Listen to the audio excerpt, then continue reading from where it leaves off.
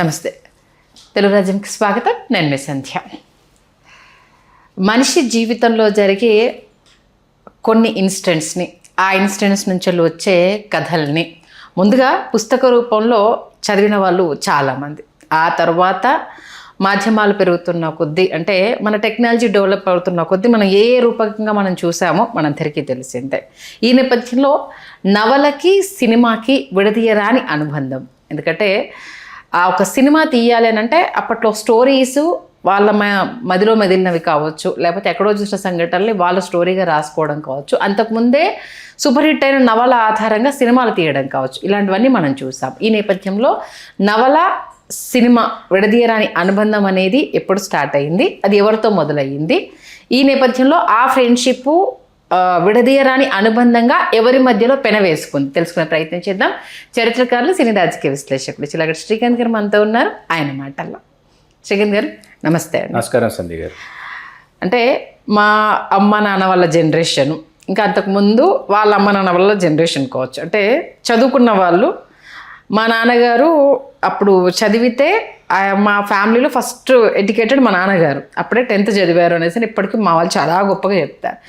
ఆయన నవళ్ళు, ఆ పేపర్లు అవన్నీ చదువుతూ ఉంటే వాళ్ళందరూ కూర్చొని ఆయన చెప్తున్న దానికి విని సమ్మోహనం చెందేవాళ్ళంట. అంటే అప్పట్లో పుస్తకాలు అనేది, నావెల్స్ అనేది ఎంత ఇంపాక్ట్ చూపించేవి అనేది మా తాత, మా నానమ్మ, మా ముత్తమ్మ వీళ్ళందరూ చెప్తుంటే వినేవాళ్ళం. నిజంగానే అప్పుడు అంత ఇంపాక్ట్ చూపించావా నవలు? ఖచ్చితంగా నవలలు, రచనలు, కథలు, పుస్తకాలు అనేవి లేకుండా ఇవాళ కొత్తగా సృజనశీలురు అని చెప్పుకునే వాళ్ళు ఎవరైనా సరే సాహిత్యం చదవకుండా, సాహిత్యాన్ని అధ్యయనం చేయకుండా, అర్థం చేసుకోకుండా ముందుకు సాగడం అనేది కష్టం, దుర్లభం. ఎందుకంటే సినిమాని చూసి సినిమా తీయటానికి, జీవితాన్ని చూసి సినిమా తీయటానికి ఉన్నంత వ్యత్యాసం ఉంటుంది. పుస్తకం, మీకు పుస్తకంలోని అక్షరం మిమ్మల్ని ఆలోచింపజేస్తుంది, దృశ్యం కట్టిపడేస్తుంది. ఇప్పుడు అక్షరం ఎప్పుడైతే మిమ్మల్ని ఆలోచింపజేయటం మొదలు పెడుతుందో మీలో ఉన్నటువంటి సృజనాత్మకత మీకు వెలుగు చూస్తుంది. ఎద్దనపూడి సులోచనారాణి గారి నవలలు ఒక తరాన్ని ఉర్రు తొలగించినటువంటి ఒక కాలం, ఒకనొక కాలం. ఆవిడ నవలలు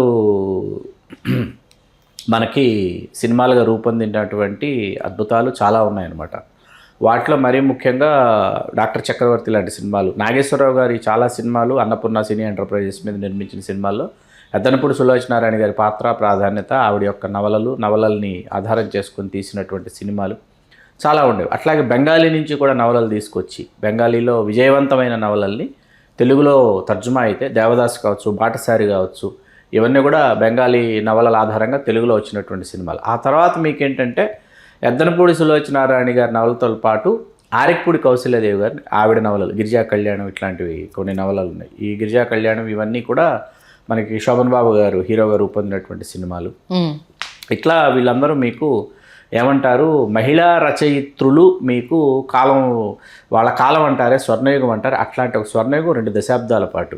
ఏ సంవత్సరంలో ఇది స్టార్ట్ అయింది? ఇవి ఎర్లీ 50s నుంచి తీసుకుంటే, 60s నుంచి తీసుకుంటే 70s 80s వరకు కూడా వీళ్ళదే స్వర్ణయుగం అని చెప్పుకోవచ్చు. సూపర్. మాదిరెడ్డి సులోచన గారు అని ఒకరు, ఆరిక్పూడి కౌశల్యదేవి గారు ఇందాక చెప్పి, ఎద్దనపూడి సులోచన రాణి గారు, ఇట్లా వీళ్ళు ఒక రాజ్యం చేశారంటారు. అట్లా రాజ్యం చేసినటువంటి రచయిత్రులు అనమాట. ఈ మధ్యలో మీకు ముళ్ళపూడి వెంకటరమణ గారు, ఆయన నవలలు రాసినప్పటికీ ఆయన కథా రచయితకు లబ్ధప్రతిష్ఠుడు కాబట్టి, ఆయన ఎకాఎకిన సినిమాకు మాటలు రాయడానికి వచ్చారు కాబట్టి అదొక వరవడి. ముళ్ళపూడి వెంకటరమణ గారిది ఒక వరవడి, అదొక పద్ధతిలో, అదొక శైలిలో కొనసాగినటువంటి ఇది. గొల్లపూడి మారుతిరావు గారు చాలా గొప్ప నవలలు రాశారు. సాయంకాలం అయింది, రుణం, ఇట్లాంటివన్నీ చాలా గొప్ప నవలలు రాసినప్పటికీ ఆయన కథా రచనలో పాల్పంచుకోవటం, మరీ ముఖ్యంగా ఇంకొకరి కథకి మాటలు రాయటం గొల్లపూడి గారికి వెన్నతో పెట్టిన విద్య. అట్లా ఆయన మాటలు రాసేటటువంటి కొన్ని సినిమాలు, గొప్ప సినిమాలు. అన్నపూర్ణలో కూడా ఆయన పనిచేశారు, దుక్పాటి మధుసూదన్ రావు గారు, వీళ్ళతో ఆయన పనిచేశారు.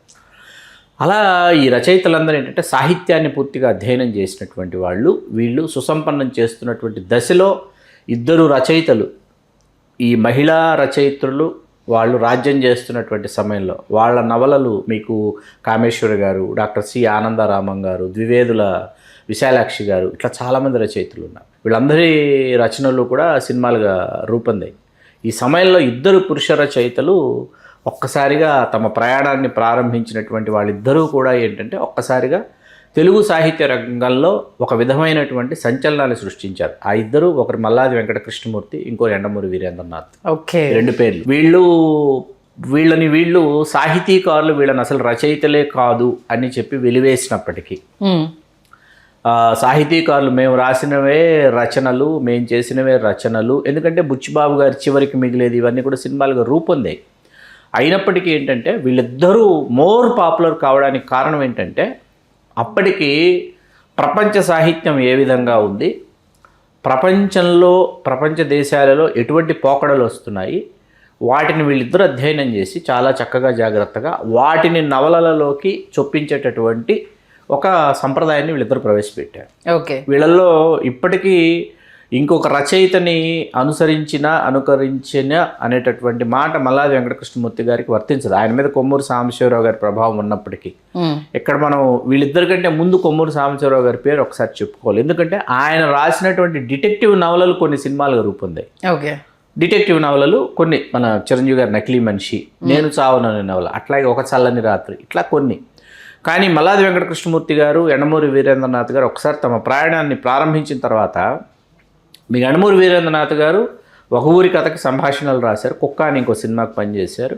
ఆ తర్వాత మంచు పల్లకి ఆయన సంభాషణలు రాశారు, వంశీ గారు మంచు పల్లకి. ఆ సమయానికి ఆయన అభిలాష్ నవల కూడా రాస్తున్నటువంటి సమయం అది. ఆ నవల ఎప్పుడైతే కేఎస్ రామారావు గారు చదివిన కేఎస్ రామారావు గారు ఏం చేశారంటే అందులో లాయర్ పాత్ర పేరు చిరంజీవి గారిని దృష్టిలో పెట్టుకుని ఆయన చిరంజీవి అని రాశారు. చిరంజీవి గారు ఏ రోజుకి ఆ రోజు ఎదుగుతున్నటువంటి సమయం అనమాట. చిరంజీవి గారిని దృష్టిలో పెట్టుకుని ఆ పాత్రకి చిరంజీవి అని పేరు పెట్టుకున్నారు వీరేంద్రనాథ్ గారు. ఈ కేఎస్ రామారావు గారు అర్ధాంగి ప్రమోద గారు, వీళ్ళు భావించడం, కోదండరామిరెడ్డి గారి అర్ధాంగి భారతి గారు అనుకోవటం, చిరంజీవి గారి మాతృమూర్తి అంజనాదేవి గారు అనుకోవటం.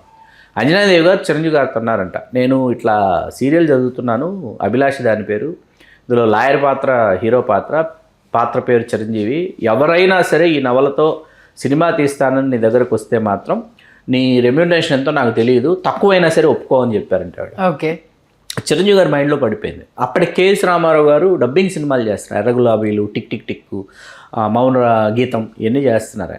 ఆయన వచ్చి చిరంజీవి గారిని కలిసిన తర్వాత ఒక 60 సినిమాలు చేయాలి, లోక్ సింగ్ గారి ఫోటోగ్రఫీ, ఇళయరాజా గారి మ్యూజిక్, కోదండరామిరెడ్డి గారి డైరెక్షను, ఎండమూరి వీరేంద్రనాథ్ నవలలు, ఇట్లా మనం ఒక 60 సినిమాలు చేయాలి, మీతో నేను మీ భవిష్యత్తు నేను ఊహిస్తున్నాను, మీరు తెలుగు సినిమా పరిశ్రమకు మీరు నెంబర్ 1 అవుతారంటే అప్పుడు మంచు పల్లకి వీరేంద్రనాథ్ గారు రాసేసారు. వీరేంద్రనాథ్ గారి క్రేజ్ ఎలా ఉందంటే తులసి దళం, ఇవన్నీ నవలలు ఎలా, అసలు మీకు ఏ విధంగా ఉంది వీరేంద్రనాథ్ గారి పరిస్థితి అంటే అసలు చెప్పడం కష్టం అన్నమాట మీకు. ఓకే.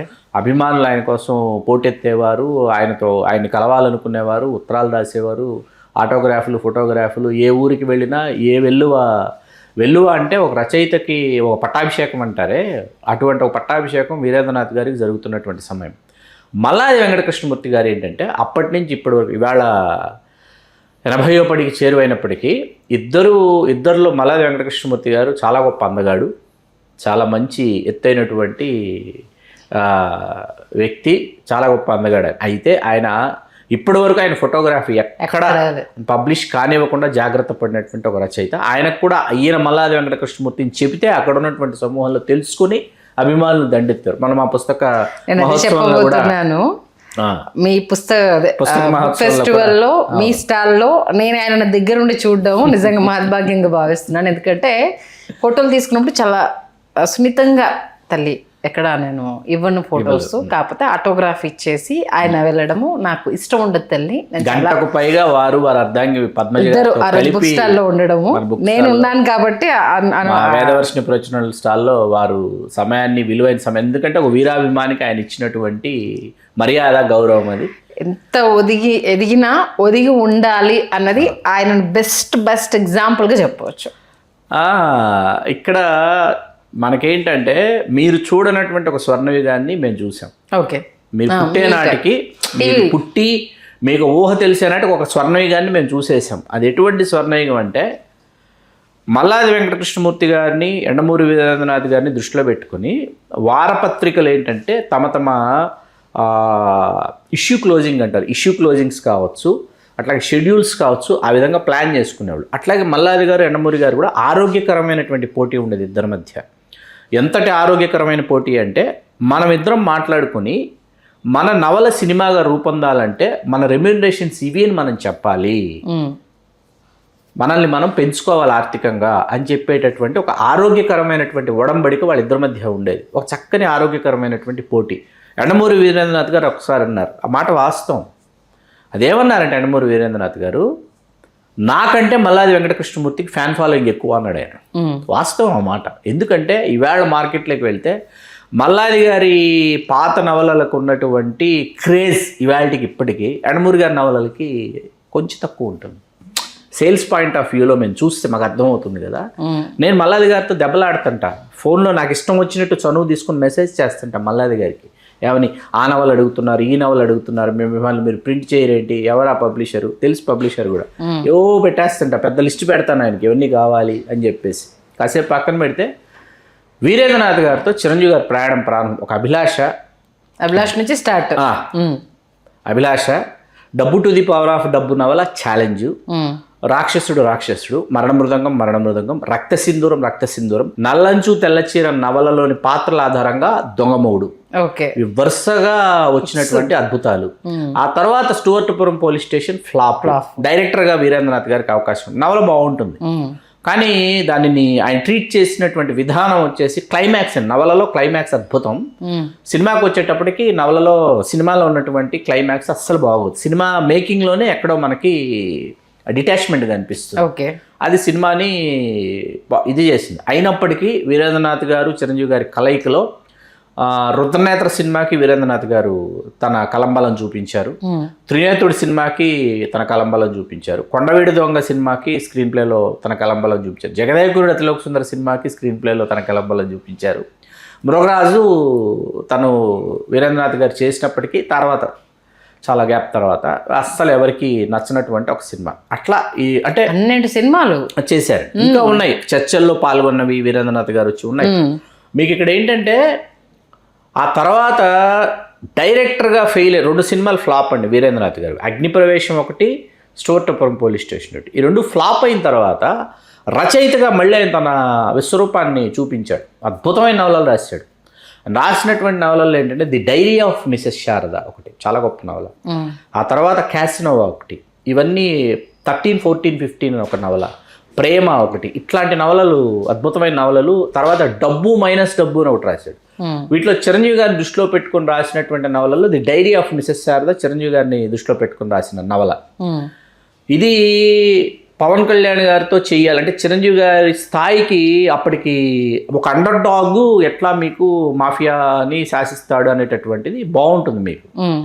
అది చిరంజీవి గారు అప్పటికి చేసేసినటువంటి ఒక స్థాయి చిరంజీవి గారిది. కాబట్టి పవన్ కళ్యాణ్ గారితో చేద్దాం నాగబాబు గారు కొన్నారు రైట్స్ కొన్న తర్వాత అప్పటికి నాగబాబు గారిని కలిసి మాట్లాడేటటువంటి పరిస్థితుల్లో మాలాంటి వాళ్ళం ఉన్నాం. కాబట్టి నాగబాబు గారు నేను అడిగితే అంజనా ప్రొడక్షన్స్ మీద పవన్ కళ్యాణ్ గారి హీరోగా కృష్ణవంశీ దర్శకత్వంలో చేయాలి, కృష్ణవంశీ గారి దర్శకత్వంలో అనౌన్స్ చేశారు. నాగబాబు గారు చేసింది నేను చాలా సంతోషపడ్డా. చాలా అంటే చాలా బాగుంటుంది. వాళ్ళు 2 శారదలు ఉంటారు, ఒకరు శారద ఇంకొకరు లక్ష్మీ శారద. అయితే ఎందుకో పవన్ కళ్యాణ్ గారు ముందు రాలేదు, తర్వాత కృష్ణవంశీ గారు ఎందుకో దీని మీద అంత ఆసక్తి చూపించకపోతే టీవీ సీరియల్ చేశారు దీన్ని, జాకీని ఝాన్సీని వీళ్ళని పెట్టి. శారద అని సీరియల్ అనమాట. అలా దాన్ని ఇచ్చేశారు. ఇంకా అక్కడి నుంచి వీరేంద్రనాథ్ గారు చిరంజీవి గారి కలయిక సాధ్యపడలేదు, బ్రేక్ పడిపోయింది. మళ్ళీ వెంకటకృష్ణమూర్తి గారి నవలల్ని ఎక్కువగా సినిమాలుగా తెరకెక్కించిన వాళ్ళలో మొదటి పేరు జంధ్యాల గారి పేరండి. మల్లాది గారిని ఒకసారి నేను అడిగా, ఏమండి నవల చదువుతుంటే 2 రెళ్ళు 6 సినిమా చూస్తున్నట్టుంటుంది, సినిమా చూస్తుంటే నవల చదువుతున్నట్టు ఉంటుందంటే అసలు ఆయన ఎంత పొంగిపోయారంటే నువ్వు నా నిజమైనటువంటి అభిమాని కాబట్టి నువ్వు చెప్పగలిగావు, ఎందుకో చెప్పనా అన్నారు ఆయన. చెప్పండి అన్న. అప్పుడు అనుకున్నటువంటి ఒక కథ అనుకొని ఆ కథతో షూటింగ్కి వెళ్ళాలంటే జంధ్యాల గారు ఆ కథను పక్కన పెట్టి వెంటనే షూటింగ్కి వెళ్ళిపోవాలి, ఏ కథ ఉంది అనేటప్పటికి 2 రెళ్ళు 6 నవలని మల్లాది గారు left side right side notes ఉంటుంది ట్రీట్మెంట్ ఫైల్ తర్వాత యాజ్ ఇట్ ఈజ్గా నవలలాగా రాసి ఇచ్చేసారు జంధ్యాల గారికి. ఆయన డైలాగులే రాసుకోవాలి. ఇంకా షూటింగ్ రేపటి నుంచి షూటింగు వైజాగ్లో, ఆయన కూర్చోవటం, సీన్ చదువుకోవటం, డైలాగ్ రాసుకోవడం, వెళ్ళిపోవడం, ఈరోజు ఈ సీన్. అందుకే యాజ్ ఇట్ ఈజ్ నవల ఎలా ఉంటుందో సినిమా అలా ఉంటుంది. సినిమా చూసేసి నవల చదివామనుకోండి సినిమా చూస్తున్నట్టు ఉంటుంది, నవల చదువుతుంటే సినిమా చూస్తున్నట్టు ఉంటుంది. ఇవాళ one of my all time favourite అనమాట. రెండు మందిని పరిచయం చేశారు తెరకి ఆ సినిమా. పట్టాభిరామ్ గారు అసలు ఆ సినిమాలో ఉన్న కామెడీ సన్నివేశాలు ఇవాళ ఎన్ని కోట్ల వ్యూస్ ఫేస్బుక్ లో ఉంటాయంటే శ్రీలక్ష్మి గారు సుత్వీరభద్రరావు గారి కలయికలో కాస్తందుకో దరఖాస్తందుకో పాట కావచ్చు, రాజేంద్ర ప్రసాద్ గారి పెర్ఫార్మెన్స్ అద్భుతమైన సినిమా అసలు. అలా చంటబ్బాయి ఒకటి చిరంజీవి గారు మల్లాది వెంకటకృష్ణమూర్తి గారి కలయికలో, వాళ్ళిద్దరి కలయికలో ఏంటంటే అది ఒకటే సినిమా. మల్లాది గారు ఉదయాన్నే జంధ్యాల గారు పరిచయం చేశారంట మల్లాది వెంకటకృష్ణమూర్తి గారు. మన కథా రచయిత అంటే ఆహా అవునా అని వెళ్ళిపోయారంటే చిరంజీవి గారు. మల్లాది గారు కొంచెం ఇబ్బంది పడ్డారంట. ఇబ్బంది పడిన తర్వాత వీరేంద్రనాథ్ ఏమన్నా చెప్పాడేమో నా అపోనెంట్ రైటర్ మల్లాది వెంకటకృష్ణమూర్తిని, ఎందుకో వరుసగా వీరేంద్రనాథ్ రాస్తున్నాడు కదా, అందుకని చనువు తీసుకోకుండా ఆయన హలో హాయ్ అనేసి పలకరించేసి వెళ్ళిపోయారేమో అని కొంచెం కించిత్ బాధపడ్డాను నేను చెప్తే, మరి అంత గొప్పగా క్లైమాక్స్ రాశారన్న. ఆ సినిమాయే ఇదే అన్నారు మల్లాది వెంకటకృష్ణ. ఓకే. చాలా వినాయకరావు పెళ్ళి ఒకటి నాకు ఇప్పటికీ అతిపెద్ద కంప్లైంట్ ఏంటంటే, ఆయన వినాయకరావు పెళ్ళి ఆయన బెస్ట్ కామెడీ వచ్చి వినాయకరావు పెళ్ళి మల్లాది వెంకటకృష్ణమూర్తి గారు. అది సినిమాగా రూపొందించాల జంధ్యాల గారు. దానికి ఏవో కారణాలు చెప్తారు. మీకు అప్పట్లో విపరీతంగా ఉర్రూ తొలగించినటువంటి మల్లాది వెంకటకృష్ణమూర్తి గారి నవల మిస్టర్ వి. అది ఎంత ఉర్రూ తొలగించిందంటే, మీకు వారపత్రిక బస్టాండ్కు వస్తుంది ఈరోజు అనే లోపు జనం ఆ స్టాల్స్లోకి రాకముందే బస్టాండ్కి వెళ్ళిపోయి, ఆర్టీసీ బస్టాండ్లో ఉండేవండి పెద్ద బుక్ స్టాల్ ఉంటుంది, వాడు ఏజెంట్ అనమాట.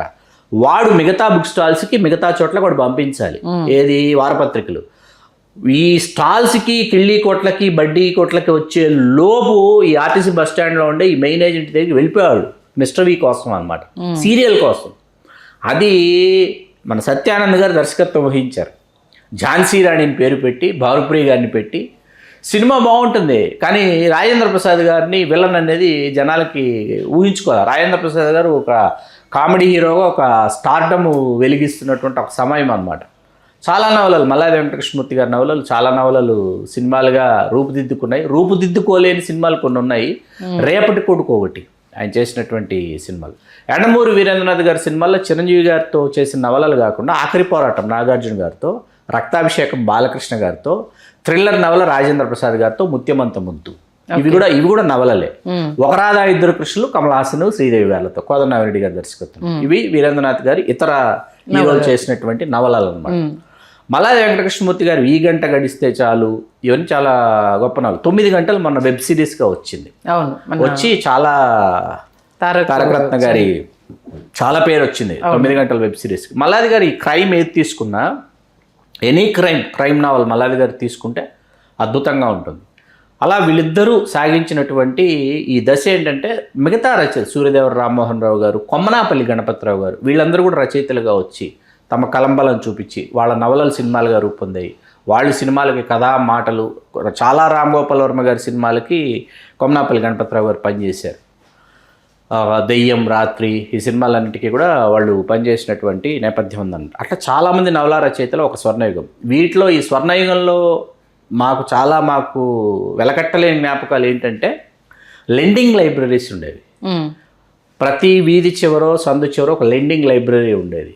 లెండింగ్ లైబ్రరీలో అసలు కరెంటు కూడా లేనటువంటి లెండింగ్ లైబ్రరీలు ఉండేవి. పెద్ద పెద్ద లాంతర్లు తగిలించి ఉండేవి.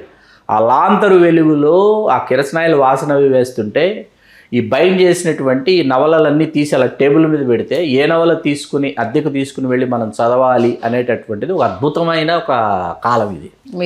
వెలకట్టలేని కాలం ఖచ్చితంగా. మళ్ళా ఏంటి, ఈ వీరేంద్రనాథ్ గారు, మల్లాది వెంకటకృష్ణమూర్తి గారు వీళ్ళ నవలలకి విపరీతమైన డిమాండ్ కదా. ఒక్కొక్క లెండింగ్ లైబ్రరీ వాడు 10 కాపీలు కొనేవాడు. 10 కాపీలు కొని బైండ్ చేయించి 10 మంది తీసుకెళ్ళేవాళ్ళు అద్దెకి. తీసుకెళ్ళి ఆ తర్వాత ఖచ్చితంగా మరుసటి రోజు నువ్వు మళ్ళీ సమయానికి తీసుకొచ్చి ఇచ్చేయాలి, అంత డిమాండ్. మీకు విజయవాడలో అండి తోపుడు బండ్ల మీద పుస్తకాలు అద్దెకి ఇచ్చేవాళ్ళు. తోపుడు బండ్ల మీద పుస్తకాలు, డిటెక్టివ్ నవలలు కావచ్చు, ఈ నవలలు కావచ్చు. మల్లాది వెంకటకృష్ణమూర్తి గారి నవలల్లో మనకి చాలా బాగా ఆడిన సినిమా యమపాశం, రాజశేఖర్ గారు చేసింది. తర్వాత ధర్మయుద్ధం అని ఒక సినిమా నవల, ధర్మయుద్ధం భానుచంద్రతో తీశారు. అది సరిగ్గా ఆడలా, రాంగ్ క్యాస్ట్. చిరంజీవి గారితో చేయాలి, చిరంజీవి గారు ఓకే చేశారు, చిరంజీవి గారికి నచ్చింది. అది కూడా లాయర్ సామ్రాట్ అనమాట. నవలలు విపరీతంగా అమ్ముడుపోయినటువంటి ఒక కాలం. మినిమం మనకేంటంటే ఫస్ట్ బంచు వీరేంద్రనాథ్ గారైనా మల్లాది గారైనా ఫస్ట్ బంచు 10,000 ప్రింట్ అయిపోయాయి నవలలు. అబ్బా. ఫస్ట్ బంచ్ అంటే ఫస్ట్ 3 monthsలో 10,000 సేల్ అయిపోయాయి. తర్వాత మళ్ళీ 10,000 వేసేవాళ్ళు, తర్వాత 5,000, తర్వాత 5 అట్లా మీకు వీళ్ళ నవలలు కొన్ని నవలలు ఖచ్చితంగా 1,00,000 కాపీలు అమ్ముడైనటువంటి నవలలు చాలా ఉన్నాయి. దాని ద్వారా వచ్చిన రెవెన్యూ కావచ్చు, తర్వాత ఏమంటారు చాలామంది పబ్లిషర్లకి ఏమంటారు ఒక వైభవం అంటారే, పిల్లల పెళ్ళిళ్ళు చేసుకున్న, స్థలాలు కొనుక్కున్న, పొలాలు కొనుక్కున్న, ఫ్లాట్లు కొనుక్కున్న, ఈ నవలల మీద వచ్చినటువంటి రాబడితో స్థిరపడినటువంటి పబ్లిషర్లు విజయవాడలో కోకొల్లలు. పుస్తకం మీద ప్రేమతో, ఇవాళకే పుస్తకం మీద ప్రేమతో విజయవాడ వెళితే చాలామంది పుస్తకం మీద ప్రేమతో పుస్తకాన్ని ఇంకా బ్రతికించాలి, ఇంకా పుస్తకాన్ని కాపాడుకోవాలి అనుకునేటటువంటి వాళ్ళు చాలామంది కనిపిస్తారు. ఒక దశ తర్వాత యండమూరి వీరేంద్రనాథ్ గారు విజయవాడ నవసాహితీ పబ్లిషర్స్ వాళ్ళకే ఆయన పూర్తిగా ఆయన నవలల రైట్స్ వాళ్ళకే ఇవ్వటం మొదలుపెట్టారు. ఆ రాయల్టీకి సంబంధించినటువంటి దీనికి సంబంధించి మల్లాది వెంకటకృష్ణమూర్తి గారు గతంలో చాలామందికి ఇచ్చిన తర్వాత వారి లిపి పబ్లికేషన్స్ అని, లిపికి వారి అమ్మాయి పేరు కావ్య, ఊహ, లిపి, 3 అమ్మాయిలు ఆయనకి. ఓకే. మల్లాది వెంకటకృష్ణమూర్తి గారికి లిపి ఆఖరమ్మాయి లిపి పేరు మీద ఆయన లిపి పబ్లికేషన్స్ మీద అమ్మాయి హ్యాండ్ రైటింగ్లోని లిపి పబ్లికేషన్స్ అని ఉండేది.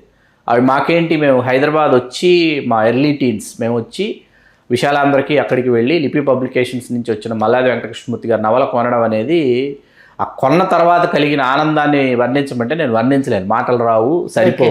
అబ్బా ఈ 3 నవలలు రాశారా ఈ మధ్యకాలంలో అని కొనుక్కునేటటువంటి ఒక సమయం. అవన్నీ ఇప్పటికీ నా దగ్గర చాలా భద్రంగా పాత కాపీలు ఉన్నాయి, కొత్త కాపీలు ఉన్నాయి. ఇప్పుడు గోదావరి ప్రచురణలు సత్యబాబు అని అతను మల్లాది వెంకటకృష్ణమూర్తి గారి నవలలు ప్రచురిస్తున్నాడు. మల్లాది వెంకటకృష్ణమూర్తి గారు, యండమూరి వీరేంద్రనాథ్ గారు తెలుగు సినిమా చరిత్రలో కూడా వాళ్ళకంటూ ప్రత్యేకమైన అధ్యాయాల్ని వాళ్ళ నవలల ద్వారా కలిగి ఉన్నారు. ఆ నవలలకి ఇంకా పాఠకులు ఉన్నారు, ఇంకా అభిమానులు ఉన్నారు. అది చెప్పదలుచుకున్నది. ఎక్కడి నుంచి స్టార్ట్ అయ్యి ఎక్కడ దాకా వెళ్ళింది చూడండి. నిజంగా చాలా ఉంది మాట్లాడుకోవడానికి, చాలా కొంచెం మాట్లాడాను నేను. నిజంగా అంటే ఎంత ఇంపాక్ట్ పుస్తకాలు అనేది. అందుకే పెద్దవాళ్ళు ఊరికి చిరిగిన చొక్కా అయినా వేసుకో కానీ మంచి పుస్తకం కొనుక్కో అన్న నానుడి ఊరికే రాలేదు కదా. ఎందుకంటే అక్షరం అనే దానికి విలువ నువ్విస్తే నీ భవిష్యత్తు మారుస్తుంది అనేసి అని మా స్కూల్లో ఉన్నప్పుడు మా పెద్దలు మా టీచర్స్ అది. ఇక్కడ ఏంటంటే ఇద్దరిని అభిమానించి నేను మా పెద్ద మనుషులు తెలుగు జాతీయ పక్షపత్రిక వాళ్ళిద్దరికి నేను పోస్ట్ చేస్తే వీరేంద్రనాథ్ గారు, మల్లాది వెంకటకృష్ణమూర్తి గారు నాకు రిప్లై ఇవ్వటం అండి. రిప్లై ఇస్తూ మల్లాది వెంకటకృష్ణమూర్తి గారు ఆ తర్వాత చాలా నేను ఎంత అభిమానినో ఆయనకు అర్థమైపోయి ఆయన ఏం చేశారంటే, నవల విడుదలైంది, నవల విడుదలైన వెంటనే 2 కాపీలు మా పెద్ద మనుషులకి ఆయన ఫేవర్ ఆఫ్ రివ్యూని పంపించేవారు. నేను రివ్యూ చేసేవాడిని ఆయన నవలని. మల్లాది వెంకటకృష్ణమూర్తి గారి నవలను రివ్యూ చేసేటటువంటి వాడిని. ఆ కాలం మర్చిపోలే. ఆయన ఒక ఫోటోగ్రాఫ్ డాట్స్తో ఎవరో ఒక అభిమాని తయారు చేసి ఇచ్చారంట ఆయన. ఆ ఫోటో నాకే ఇచ్చారు ఆయన. మా ఇంట్లో ఇప్పటికీ మా మదనపల్లిలో పైన నా రూమ్లో ఉంటుంది ఆ ఫోటోగ్రాఫ్. అంత ఇష్టం మల్లాది వెంకటకృష్ణమూర్తి గారు అంటే. మరొకసారి అప్పటి నవల రచయితలను, అంటే మహిళా లోకం అంటే రచయితలుగా ఎలా తమ శకాన్ని స్టార్ట్ చేశారు అన్న దానితో పాటు అక్కడి నుంచి సినిమాల వైపు నావెల్స్ ఎలా టర్న్ అయ్యాయి, ఎవరెవరితో ట్రావెల్ అయ్యారన్న విషయాన్ని చాలా అద్భుతంగా తెలియజేశారు. ధన్యవాదాలు శ్రీ. ధన్యవాదాలు సంధ్య.